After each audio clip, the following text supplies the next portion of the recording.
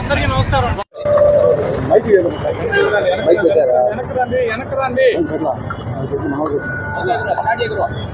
ముందుగా ఇక్కడికి రావడానికి కారణం ఎమ్మెల్యేతో అతని కుటుంబ సభ్యులతో కలిసి ఈ గుడిలోని వెండిని నా చేతులతో తీసుకుని బెంగళూరులో వాళ్ళు అప్పగించమన్న చోట అప్పగించి తప్పు చేశాను కాబట్టి శివయ్యని క్షమాపణ కోవడానికి ఇక్కడికి వచ్చాను. ఈ నెల 13వ తేదీ ఎస్పీ కార్యాలయంలో నేను ఫిర్యాదు చేయడం జరిగింది. ఇక్కడ చేసిన ఇతని అవినీతి వెండి పైన కానీ నాకు ప్రాణహాని ఉందని కానీ అతనికి ఎస్పీ గారికి నేను కంప్లైంట్ చేయడం జరిగింది. ఇక్కడ జరిగిన వెండి అవినీతిపై ఇంతవరకు ఏ అధికారి కానీ స్పందించి ఒక కంప్లైంట్ కానీ ఏం జరిగిందని నన్ను విచారించడం కానీ ఎటువంటిది జరగలేదు. దీనిపైన ఖచ్చితంగా ఈ గుడిలో జరిగిన వెండి పైన ఆయన చేసిన లిక్కర్ స్కామ్ మీద రెండింటి మీద విచారణ జరిపించాలని ఖచ్చితంగా అధికారులను కోరుతా ఉన్నాను. ఇంకోటి ఏంటంటే ఆయన నుంచి నాకు ప్రాణహాని ఉంది.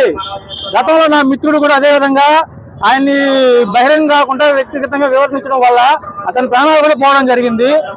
ఇప్పుడు ఇదే కాకుండా మీకు తొందరలోనే ఒక వారం 10 రోజుల లోపల డీకేటీ భూముల పైన అతను ఎంతెంత తీసుకొని దానిపైన చేశాడనేది కూడా నేను ఇంకొక వారం 10 రోజుల్లో నేను దాన్ని కూడా మీ ముందు బయట పెట్టడానికి సిద్ధంగా ఉన్నాను. వీటన్నిటి వల్ల నాకు ఏదైనా జరిగిందంటే కారణం ఏకైక శత్రువు అది ఎమ్మెల్యే మాత్రమే, అతని కుటుంబ సభ్యులు మాత్రమే. నాకు ఏది జరిగినా సరే నాకేం వ్యక్తిగతంగా ఆత్మహత్యలు చేసుకోవడానికి ఎటువంటి సమస్యలు లేవు. ఆరోగ్యపరంగా నేను బాగానే ఉన్నాను. ఇంకా నాకు నా ప్రాణానికి ఎటువంటి హాని జరిగినా అది దానికి కేవలం ఎమ్మెల్యే మాత్రమే బాధ్యులు, ఎమ్మెల్యే అతని కుటుంబ సభ్యులు మాత్రమే బాధ్యులు అవుతారు. ఆయన పాపం ఇప్పుడు బండింది.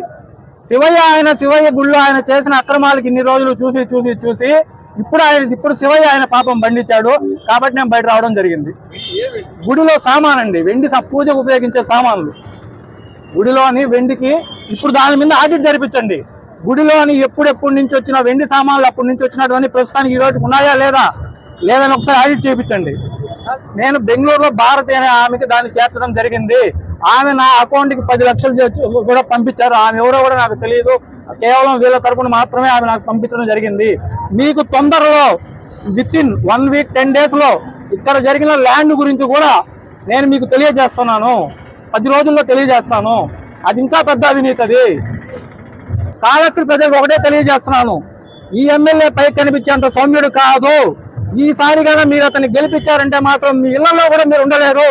13 సంవత్సరాలు అతనితో సహవాసం చేసిన వ్యక్తిగా చెప్తున్నాను. ఈసారి పొరపాటున ఆయన కానీ గెలిచారంటే మీ ఇళ్లలో మీరు కూడా ఉండలేరు. ఇస్తాను మీకు ఏది కావాలన్నా ఇస్తానండి. నేను